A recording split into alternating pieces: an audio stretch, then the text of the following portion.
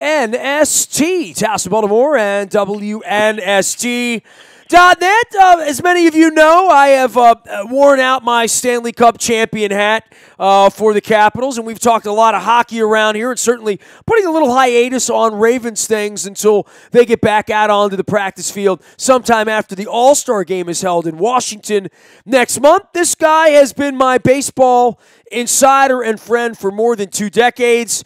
On the eve of my Dear Orioles series that I'm going to begin over the next 6 weeks in writing individual letters, and I'm going to say newspaper columnist style. Some of these letters may get to be a little longer. I mean, I've had an almost 30-year relationship with Brady Anderson that has had ups and downs and certainly is nowhere at this point, and I'll be writing about that. I'm going to be writing to Mike Flanagan, writing to my father, writing to all sorts of people. I'm not going to write a letter to Allen McCallum, but hopefully with Allen McCallum as I bring him on. You can reach him at Allen at WNST.net, and of course the band leader for all things, E.M. Spencer. Allen, you know, I'm taking this project on, obviously, at the bottom part of this. I'm wearing my Free the Birds hat that is now 12 years old. I'm wearing my I Have Delusions of Grandeur shirt, which, for those of you who don't remember, is what Peter Angelos told the Associated Press and Dave Ginsburg in the aftermath of the Free the Birds march that I know you attended and took very seriously. Hard to believe it's been 12 years. They haven't won anything. They did appear in an American League Championship Series, I think, against all odds. But I'm trying to ink a Dear Orioles series that will begin. And look, my letters to Peter and John and all that, and I'll go through that with you. But in the grand scheme of things, someone else at some point will be running them and owning them soon enough. And I wonder what the organization owes a fan in 2020, Allen. First of all, yeah, I was just about to say, I can't believe that Free the Birds was 12 years ago. It doesn't feel like yesterday, but it feels like, I don't know, it feels like a dream some time ago that I was hoping to wake up from, you know?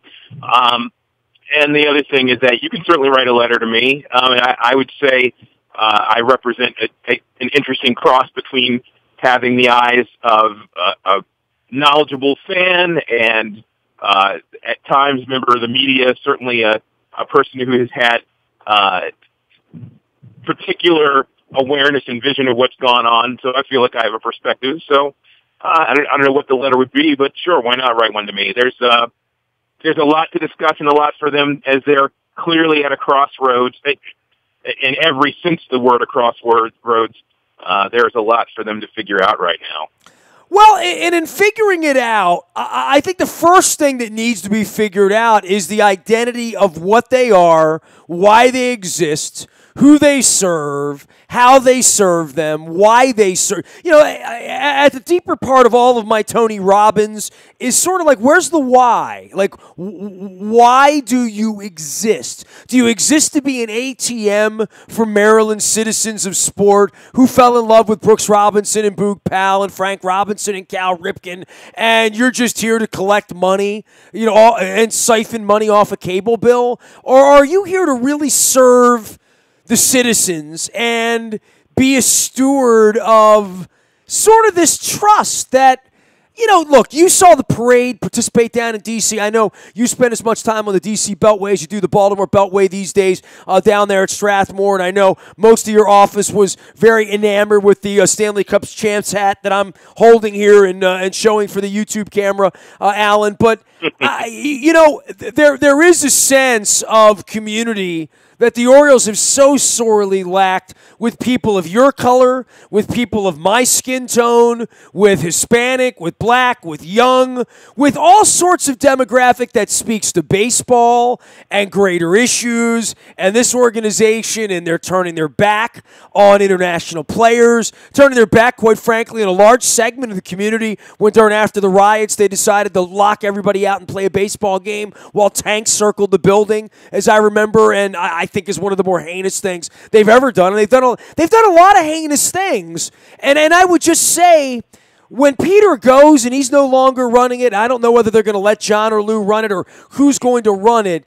They're going to encounter all the sins and the crimes. And that's one of the things I'm going to write about to John Angelos in what Rocky Wirtz did with the Chicago Blackhawks when he took them over, which is you need to serve people differently. Their brand's no good, Allen. You know what I mean? As it stands right now, their brand sucks. The people that even buy in don't believe. They just go because it's the Orioles and they know where Camden Yards is and it's all they've ever done. Like you don't really believe they're going to win. I don't know that you ever really believed they were going to win when, Delman Young hit the double off the wall. I don't know that we ever really believed they were going to win or how few times we believe they're going to win. I'd like to believe that the next people that run the place, that at the end of the day, that is their purpose, is winning. I'd like to believe that.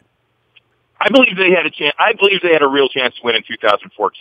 I believe that they were the best team in the American League for at least 3 months, probably the last 3 months of 2014. I thought they were definitely the best team in the American League. Other than that, 2012, I thought it was early and they were young. 2016, I knew they weren't good enough to win. 2013-15, when they made detrimental trades to make people believe they had a shot, I knew they weren't good enough to win. Okay, so he's owned the team for 25 years, and there have been 2 or 3 opportunities, literally, in all the years where you really believe they can win. 1997 and 2014. And there's been a very, very short period of time where you believed anything competent was going on. That you have an inner belief that these are competent, integrity-based, working harder, getting up earlier, staying up later, working smarter, strategically play. I don't know that there's been much of a time where I felt like any of that has gone on at an industry-leading level. By June of 2012, I can tell you exactly when it was. From June of 2012 until about early June, maybe mid-June of 2017, I believed that they had chances in all of those periods to be above 500, to be competitive, to maybe, the second wild card has changed the game in the sense that if you're even hovering around 500, you have a chance to get to the playoffs. That doesn't mean you have a chance to win the World Series. It just means you have a chance to get to the playoffs. And from mid-June of about June of 2012 until the early part of June of 2017, I believed the Orioles, for the most part, were viable for that kind of contention. 2014, I believe that they were the best team in baseball for the last half and had a chance to win. Although I knew the Kansas City Royals were the team to be afraid of, and I knew that the San Francisco Giants were probably the best team in the game. When Chris Davis and Manny Machado went down in 2014, one to injury, one to getting caught, the possibilities lessened, but still they had a chance. So that was the pinnacle through from 1997 until 2014. That the pinnacle of that was that year. All last summer, people were talking about, they made trades, they have a shot, they're going to get back in it, even with a hot August. I was like, this team can't win. They're not built to win. They're built to hit home runs and hope for the best. And that was borne out in September of last year, and certainly has completely collapsed in 2018. So, you ask, who do they serve? And I guess for me the answer is, and this isn't about the Orioles, this is about all corporate entities. There's who you would want people to believe that you serve, and there's who you actually serve. And hopefully there are enough people in the position that get it that will supersede the reality with some type of connection with the people. Of course, a major sports team is a public trust. The truth is that the shareholders are the people that are being served, and it's a lie when Facebook or a bank that gets caught or the NFL says anything different when they're caught completely disrespecting the people that pay their salaries and make them viable millionaires and billionaires. But you hope that there are enough people that run the organization that understand what people are looking for, what people are hoping for, that love the entity enough, particularly in sports, to try and to want it to be the best. And I don't look. I don't doubt that Buck Showalter wants to win. I don't doubt that Dan Duquette wants to win. I don't really doubt that Peter Angelos wants to win. I think everybody has a legacy. Whether it's I want to get another job, I want to go to the Hall of Fame, I want to be seen as a good owner. I don't doubt any of those things. But we talked about it last time. I think this organization has gotten caught in the wishing and hoping syndrome for the last, let's say, 20 months or so. I think that there's a point when you have to ask yourself, in 2012, let's say 2012 to 2014, coming off of a decade and a half of losing, just to be viable was enough, okay? Once you get to the point in 2014 where you look and say, this team is good enough to win, then from that point forward, everything has to be about, is this team now, people have seen them win. Are we good enough as an organization to win the World Series? Secondly, are we good enough as an organization to move forward in the future without complete collapse? And thirdly, with this, the core of players we have that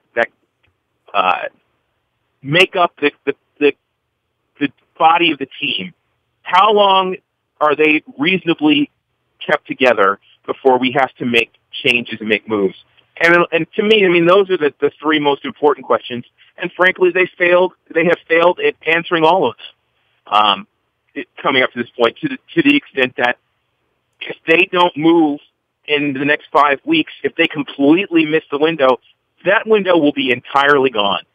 Well, that happens if Machado gets a hamstring pull, right. This week in D.C. or this weekend in Atlanta. So they are playing with fire. I mean, they've done that with Britton now 2 years in a row. They've really done that with Machado.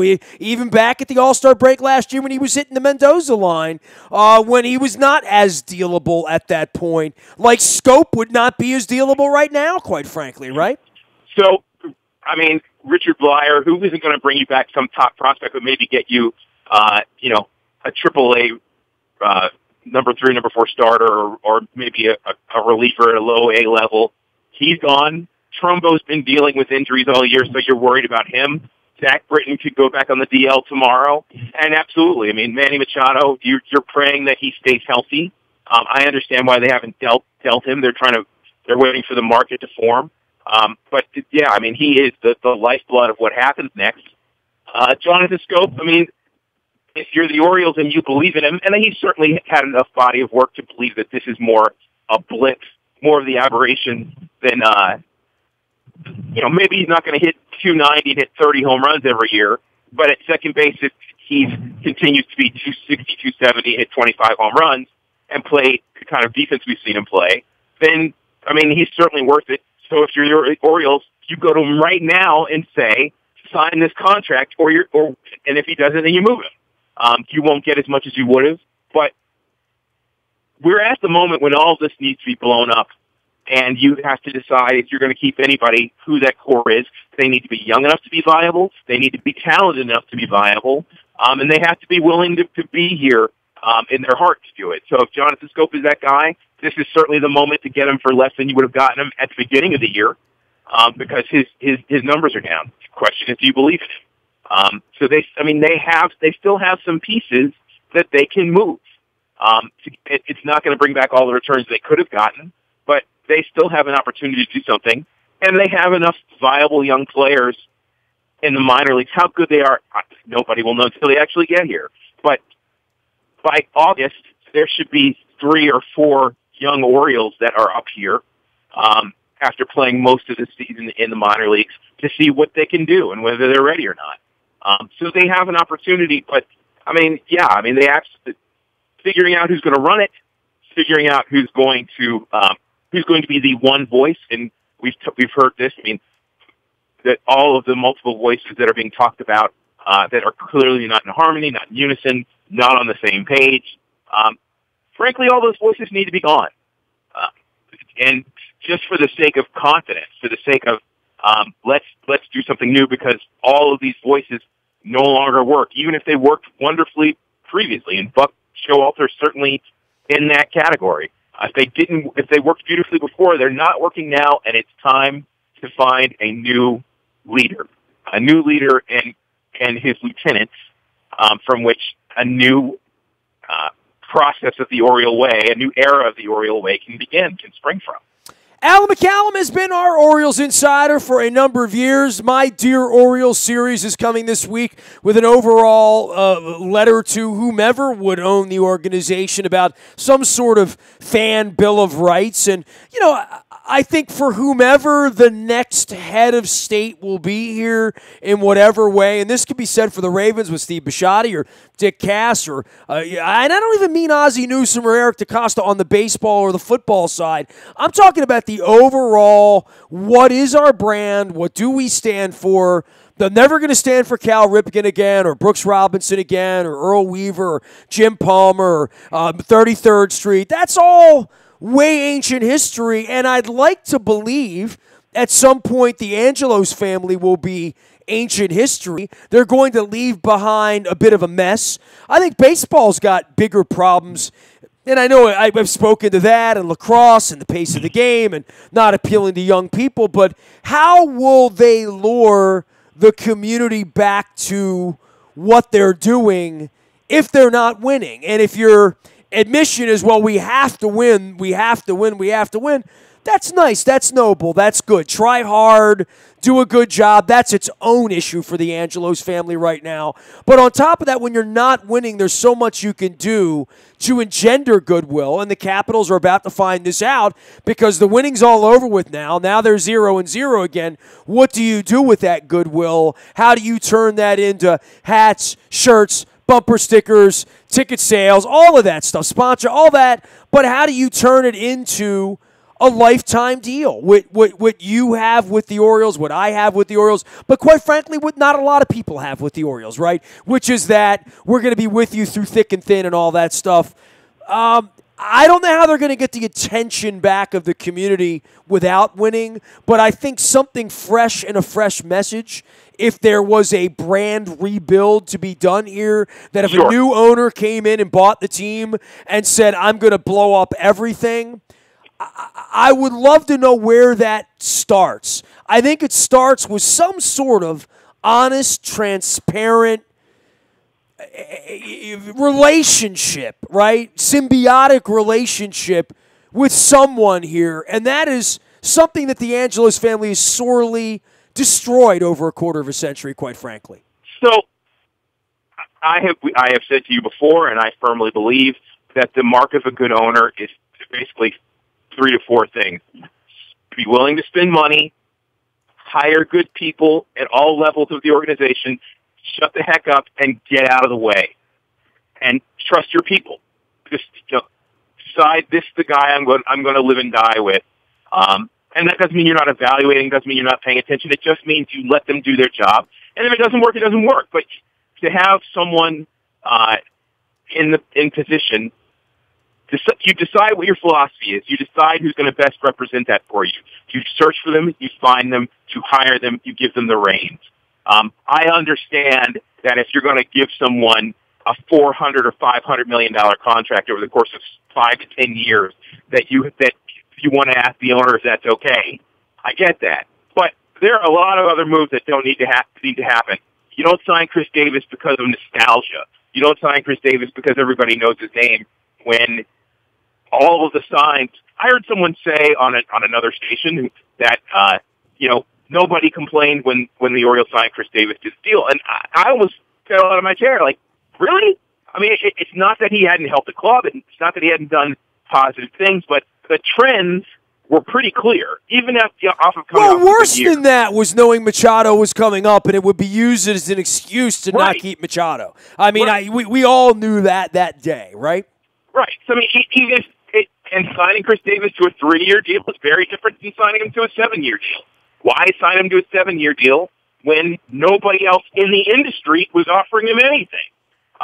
So being smart and savvy is part of it. But, however that deal got done, honestly, I don't want anybody who was involved in that deal to make decisions for this organization going forward. Ownership needs to decide what their philosophy is, who's going to best represent that, find that person, and give them the reins, and let that person hire lieutenants and hire scouts and hire the people that are going to make that happen. And marketing is part of that. And the last thing I want to hear from ownership is, you know what? We believe it's time for a change. It's time for new leadership. The leadership that we had in Buck and Dan was right for a certain time, and they performed admirably and brought the team back from the great purgatory of losing, and we thank them for their service. And now time has passed. It's time to move on to someone else, and that's where it begins. You're talking about bringing back the fans, and how do you do that? I mean, this season is lost, okay? And I'm not telling you they're going to fill out Camden Yards for the next 20 years, whether they win or not. I mean, yeah, there's a generation of people that has lost. There's a generation. There are millions of people that love the Orioles and will live and die with them, but don't go to Camden Yards every night because they can watch them on their big screen TV and their entertainment room at home. Well, we saw that with the Capitals, just with the parade itself, right? Like, if any of those people had ever watched one Capitals game ever, it was still one hell of a showing. What, 500,000 people around your brand who may have only supported you the last 8 weeks, and they want to become fans. I mean, Allen, that's my point with the Capitals in comparing them to the Orioles. Where is that thing going to happen that's going to invite people, not only people that are pissed off like you and me, back to in a more real way where I pull my credit card out and give them money and feel good about it? I have not been able to do that in 2 decades because I know what creeps they are. And all that being said, at some point, they should want to have my money back, right? But they're so arrogant they don't care that they haven't been getting my money. I'm the exact guy they should want to be getting money from. But everyone is somebody they should want to be getting money from. I know the Capitals feel that way about the $500,000 they had out on the plaza last week, right? If you go to look at Orioles chat rooms or online, there are people that live and die have been living and dying through every game of the 2018 season. But they don't matter. What matters is where there aren't enough of them. What happens to get someone who's not in the soap opera into the soap opera? They need to build more trust. They need to sell more tickets. They need to sell more interest. And I understand winning's a part of that, but they can't win right now. They can't win. So what can they do between now and winning? So the beginning of that is, as you said, saying we need to start over. We need to blow this up. And the era for this leadership has changed. It's over. Let these people go. Have someone in place in the next few weeks and say, we are about to start a new era. We're asking for your patience. We're asking for your understanding. The last few years have been fun, but it's time to do something different. And hang on with us. And if they make smart moves, smart trades, and bring up some players in August, Camden Yards isn't going to be full. Saying all of that, Allen, and I agree with all of it, right? And I should know that you would be the rational one here. What is your confidence level that they're going to be able to do that? With Dan Duquesne in place? With the current, whatever the F it is. Nobody even knows what the current thing is, right? With the current people in place, my confidence that they can make shrewd deals and have these things in place is not high. Not because they don't know, not because people don't recognize talent or ability or can't do it. Part of it is that there's clearly a disconnect in communication, that there's no clear line of who's in charge, Well, these are all the things that I guess I'm asking of an organization to say, how can you own the team 25 years and this is still where we are? You can't find, it's much like the NFL. You can't find a fan that can define a catch, right? In the league, you can't find a fan to cogently express exactly what's going on there because I don't know that anybody really knows. I don't know that Buck goes to bed on a nightly basis and really knows which way the wind is going to blow in the morning as to how John's going to feel, Lou's going to feel, Mama's going to feel, and Brady's going to feel. The answer to that question is that it got that way because for a certain amount of years it worked. In 2012, it worked. In 2013, it worked well enough. In 2014, it worked great. In 2015, it worked well enough. In 2016, it worked well enough to get to the playoffs, even though it was probably a mirage. And, you know, I talked to you every week during all that period of time, and I said it. Winning deodorizes everything, right? A couple of Wei-Yin Chens and a kid like Machado at the right place at the right time, and you know, Gonzalez and Chen go out there and pitch, and Britton turns into a Dennis Eckersley, and all of a sudden you have a chance. You're real. And what I would tell you is that it's much like what I've talked about with you with sabermetrics, that the numbers are good, but the question is, how do you use them? And a lot of the time, people, like the run differential, when the Orioles were winning in 2012 and they had a minus run differential, the statisticians were saying, well, they should actually be 5 or 10 games under 500 different times. And that was the wrong conclusion. It shouldn't have been what they should be. They were what they were. The conclusion and the question would have been, why are they winning that way? And the reason was because they played some of the best defense in the game, and they had a fantastic bullpen. That's how you determine what's happening. So you're saying winning deodorizes everything, and the question shouldn't be, well, it's working, so let's forget about why it's happening. They should have been asking the question, how did we get here knowing what we have? And the answers, as I said to you many times, is that the foundation of this team started with Andy MacPhail. Didn't start with Dan Duquette. Didn't start with Buck Showalter. And that foundation was in place, say, the end of 2000, started in 2010, and by the end of 2011 was pretty much in place with the exception of Chen and Miguel Gonzalez and Chris Tillman, who Dan Duquette, at least for two of them, went out and got. Bud Norris later on in 2013, that got them to the pinnacle of this run in 2014.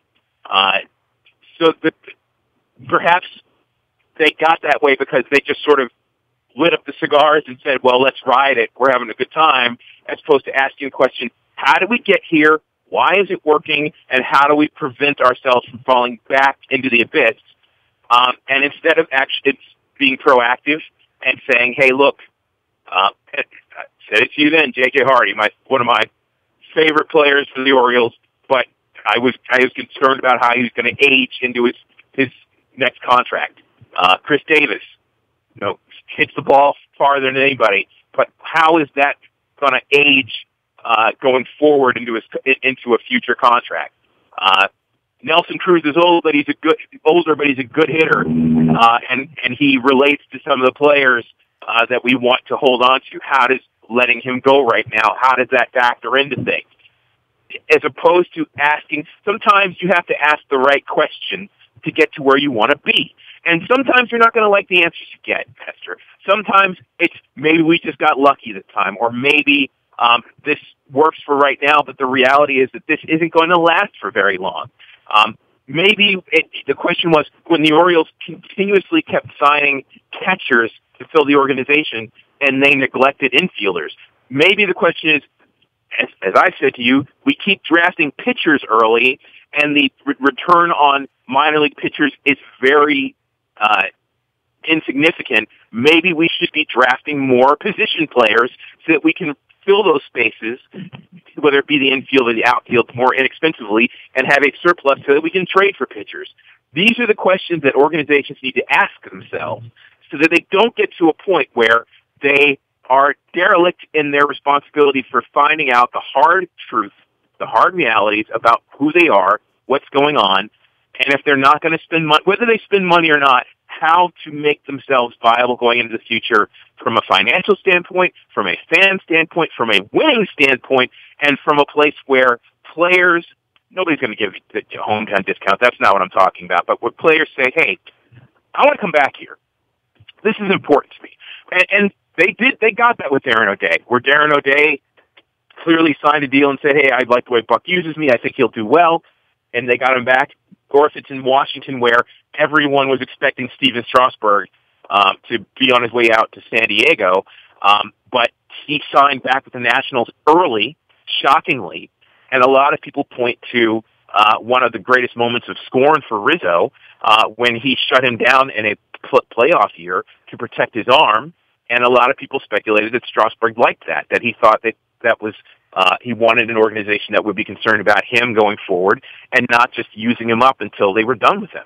So, I mean, there are things, proactive, for the long view things that the Orioles have failed to do, and whether that's about too many voices or not really understanding what they were or not being able to process the information, whether it be sabermetrics or data they collect on their own from their players to assess, who they are and what's going on and what they need going forward.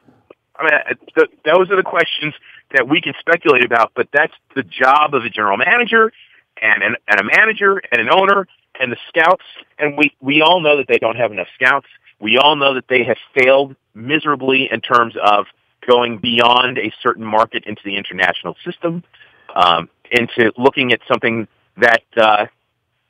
But how do you announce that you've changed all that and then actually change it? You know what I mean? Like, again, it goes back to consumer confidence. I have zero confidence in anything in and around the Angelos family to positively affect this organization. I really, 25 years, it's very, very hard for me to think of many things they've ever done. I mean, it's kind of like Trump, quite frankly. Like, I don't agree with any of it, and I rarely see anything that has any integrity, any truth, any validity, any proof of truth behind it when it comes to the Orioles over 25 years. I mean, it's been a really, really backward, strange place. I mean, other than being able to bring bottled water and hot dogs into the ballpark and, a couple of things here and there that I would agree with that they've done. Building the deck in center field was a good idea, but that was Janet Marie's anyway. I really don't know much that they've done. They put Baltimore back on the road jerseys because, we beat them up for 8 years to do it. And then Washington abandoned them, and they made all the money on it. But there just hasn't been a whole lot that they've done. Buck Showalter was a great idea, right? But Buck Showalter was a good plan. Andy MacPhail was a great hire. And when Andy MacPhail was here, you asked me when I believed in them. I believed in them because he was very clear in his vision. He spoke about it. He didn't speak a lot. He was not what I call a public persona, but it was clear that he ran the organization and he knew what he was doing and he had a process. And I don't know. I guess Dan Duquette, when he first got here, he felt like that. But then there's the guy that owns it, who ran off MacPhail and who ran off guys before that, and the guy before MacPhail killed himself, and that's all on the record. I mean, the guy that Wren got run off, he sued him. You know what I mean? I got to say, Nestor, I don't hold anybody in the Orioles organization responsible for Mike Flanagan's death. Fair enough. But the track record is the track record as to how guys got hired, why they got hired, right, where they came from, how no one would take this job. Literally, no one in Major League Baseball would take this job when Duquette took it.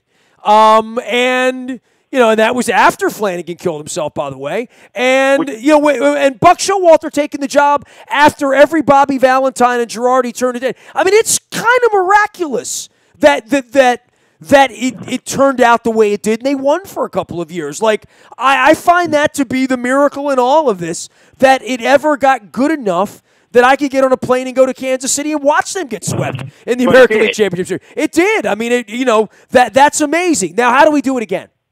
So there is stink on everybody right now, and that is something that I'm not sure you can get away from. So you have to move. You have to get rid of all of them, and say we recognize the mistakes that we've made.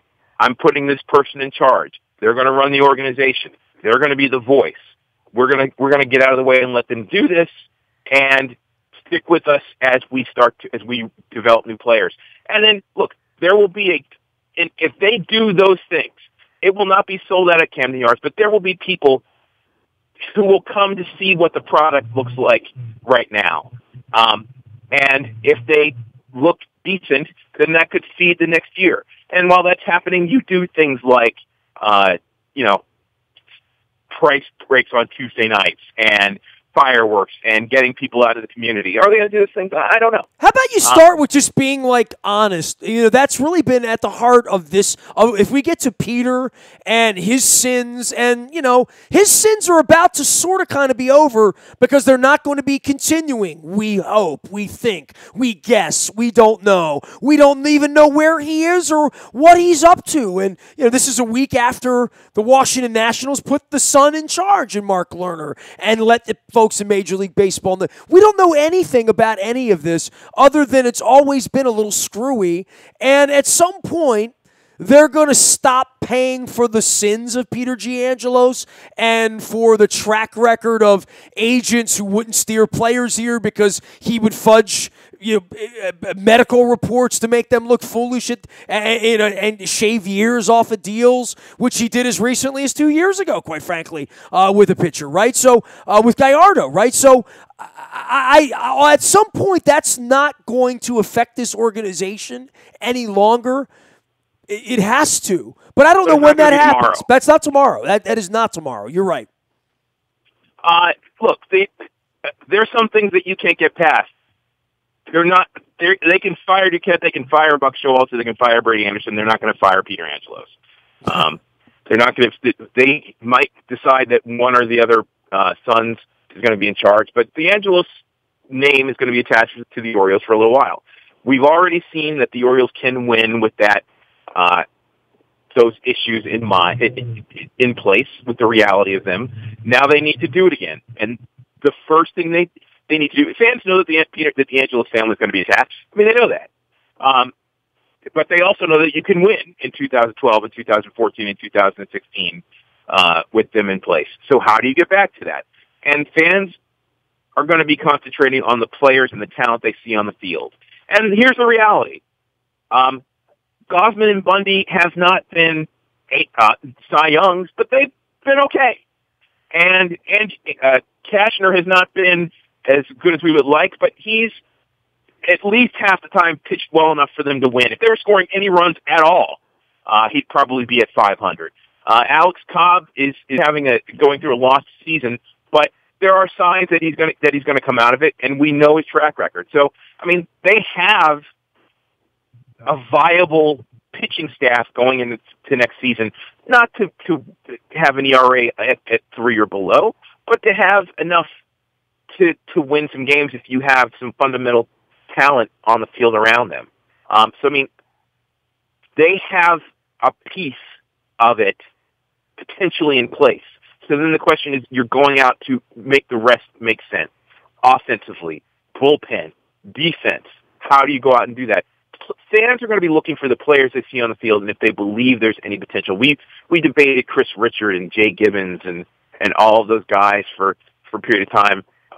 But those weren't the guys. But you know what? Brian Roberts was a winning player. Nick Markakis was a winning player. Melvin Mora was a guy that was a winning player on a right team with some pitching, with some talent. Those players. They didn't have enough winning players during that era, if that's what you're talking about. I mean, they're always going to have a couple of players. They were winning games. I'm saying they were legitimate major league talent that on a team that had any kind of pitching could have been part of the solution as a part of the losing ways for 14 years. That's what I'm saying. So right now they need to go out and find players who have a chance to have legitimate talent and put them together and find the right mix. And that requires a voice to lead, to hire scouts, to go beyond the borders of the 50 states, to go out and find talent everywhere, to make shrewd deals. That if you don't have the piece that one team is looking for, that you connect with two teams and do a 3-team trade. That happens in other organizations. I can't remember the last time it happened with the Orioles. That you are smart and savvy and you spend money in places that make sense to spend it.